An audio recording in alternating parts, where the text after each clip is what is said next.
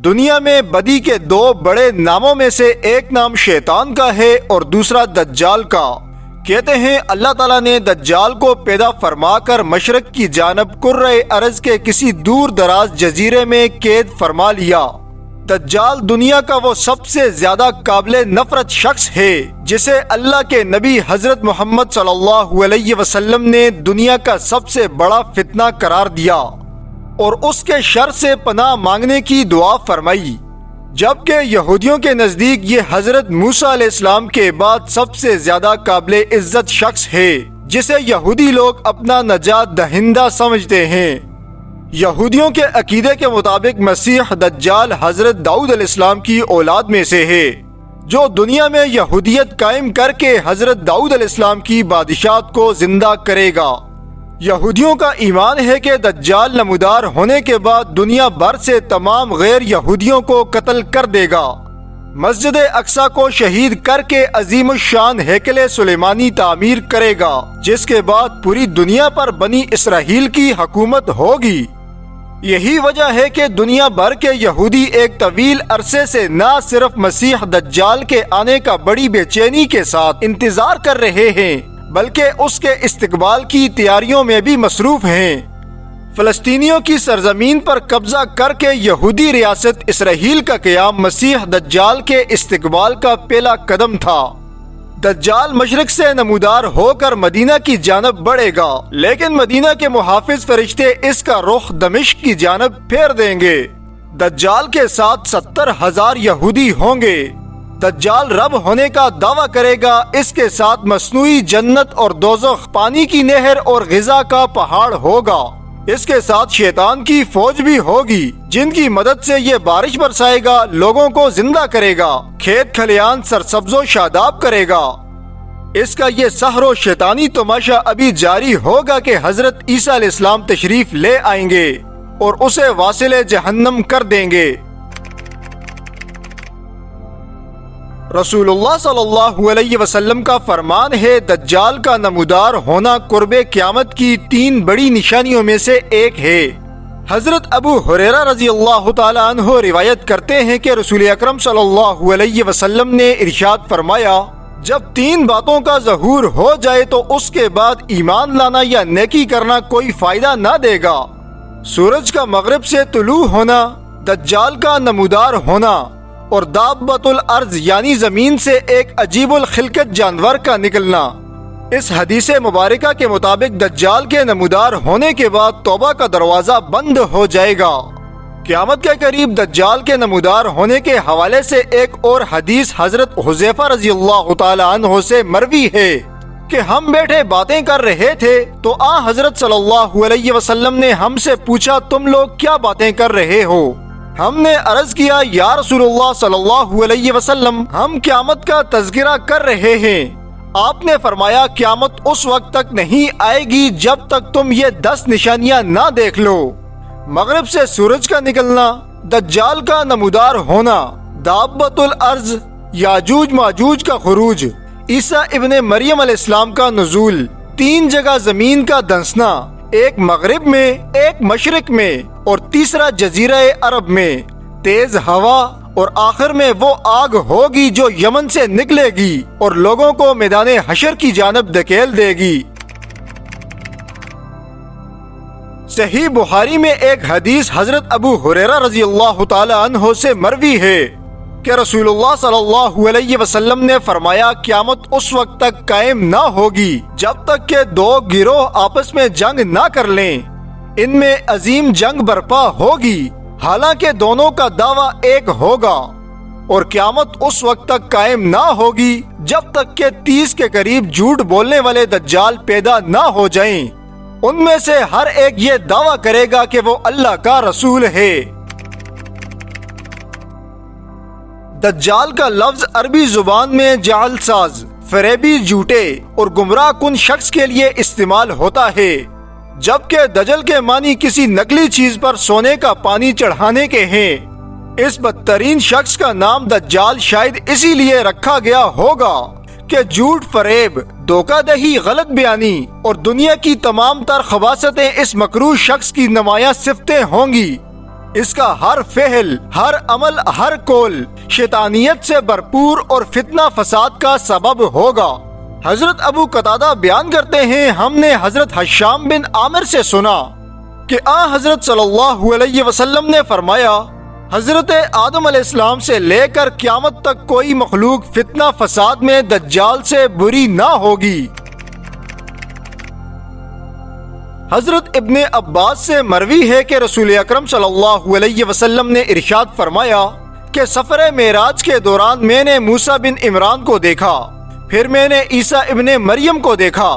اس سفر میں اللہ تعالیٰ نے مجھے بہت سی نشانیاں دکھائیں۔ میں نے دوزخ کے داروغہ اور دجال کو بھی دیکھا۔ حضرت عبداللہ بن عمر رضی اللہ تعالیٰ عنہ سے روایت ہے کہ رسول اکرم صلی اللہ علیہ وسلم نے ارشاد فرمایا، میں نے رات خود کو نیند کی حالت کعبے کے پاس کھڑا دیکھا تو مجھے ایک شخص دکھائی دیا جو لوگوں میں سب سے زیادہ خوبصورت تھا۔ اس کے بالوں کی لمبی لمبی خوبصورت لٹیں تھیں جن میں کنگھی کی ہوئی تھی اور ان میں سے پانی کے قطرے ٹپک رہے تھے۔ وہ 2 آدمیوں کے سہارے بیت اللہ کا طواف کر رہا تھا۔ میں نے پوچھا، یہ کون ہے؟ کہا کہ یہ مسیح ابن مریم علیہ السلام ہیں۔ پھر اچانک میں نے ایک آدمی کو دیکھا، الجھے ہوئے گنگریالے بالوں والا۔ اس کی دائیں آنکھ کانی تھی جیسے انگور کا ابرا ہوا دانا۔ میں نے پوچھا، یہ کون ہے؟ تو کہا گیا، یہ مسیح دجال ہے۔ مختلف احادیث میں حضرت محمد صلی اللہ علیہ وسلم نے دجال کا جو حلیہ بیان فرمایا وہ اس طرح ہے: پست قد، باری برکم جسم اور مکروہ چہرے پر الجھے ہوئے بے ترتیب گنگریالے بالوں والا شخص جس کی دائیں آنکھ کانی جیسے انگور کا ابرا ہوا دانا، سرخ رنگ اور دونوں آنکھوں کے درمیان یعنی ماتھے پر کافر یعنی کافر لکھا ہوگا۔ دجال کے پیروکاروں کی اکثریت یہودیوں اور عورتوں پر مشتمل ہوگی۔ دجال جب نمودار ہوگا تو اس کے لشکر میں 70,000 یہودی ہوں گے جن کے سروں پر طیالسان کی عبائیں ہوں گی۔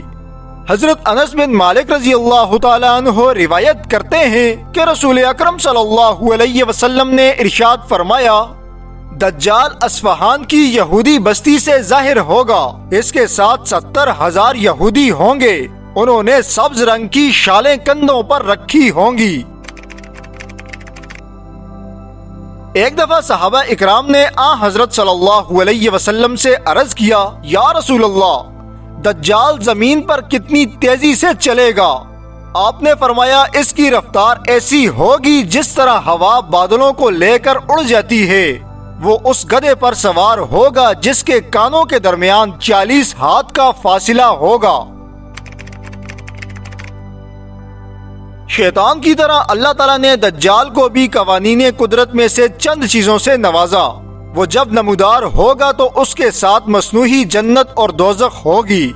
حضرت ابو ہریرہ سے روایت ہے کہ رسول اللہ صلی اللہ علیہ وسلم کا فرمان ہے، کیا میں تمہیں دجال کے متعلق ایسی خبر نہ دوں جو کسی نبی نے آج تک اپنی امت کو نہیں بتائی؟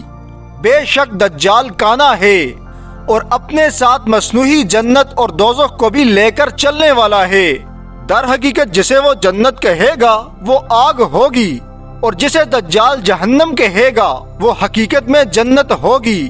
نیز میں تمہیں اس بات سے خبردار کرتا ہوں جس طرح حضرت نوح علیہ السلام نے اپنی قوم کو دجال کے فتنے سے ڈرایا تھا۔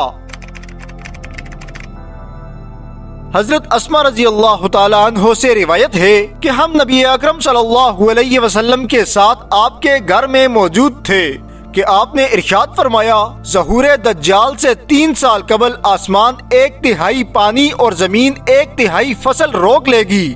جب دوسرا سال آئے گا تو آسمان 2/3 پانی اور زمین 2/3 فصلیں روک لیں گی، اور جب تیسرا سال شروع ہوگا تو آسمان مکمل طور پر اپنا پانی اور زمین مکمل طور پر اپنی فصلیں روک لیں گی۔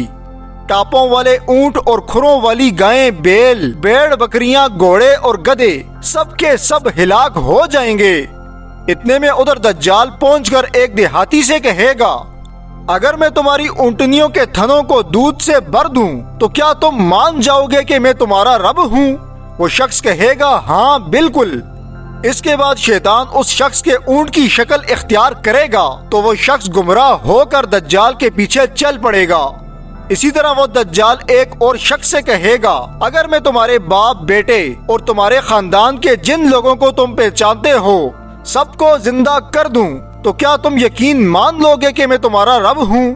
وہ کہے گا ہاں بالکل۔ پھر دجال شیطانوں کو ان لوگوں کی شکلوں میں پیش کر دے گا۔ اس طرح وہ شخص بھی گمراہ ہو کر دجال کے پیچھے چل پڑے گا۔ اس کے بعد حضور اکرم صلی اللہ علیہ وسلم گھر سے باہر تشریف لے گئی تو گھر میں موجود سب لوگ رونے لگے۔ جب حضور واپس گھر میں دوبارہ تشریف لائے تو تمام لوگ رو رہے تھے۔ اس پر حضور اکرم صلی اللہ علیہ وسلم نے پوچھا، تم لوگ کیوں رو رہے ہو؟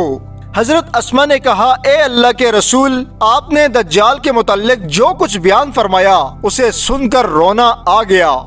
پھر رسول اللہ صلی اللہ علیہ وسلم نے لوگوں سے فرمایا، اس وقت اہل ایمان کو کھانے پینے کے بجائے تکبیر، تسبیح اور تحمید پر کفایت کرنی چاہیے۔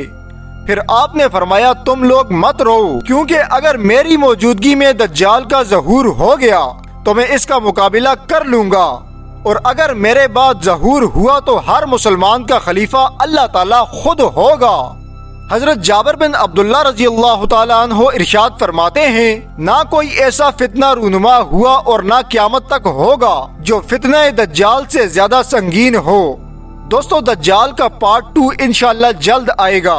اس طرح کی مزید ویڈیوز دیکھنے کے لیے ہمارے چینل کو ضرور سبسکرائب کیجیے۔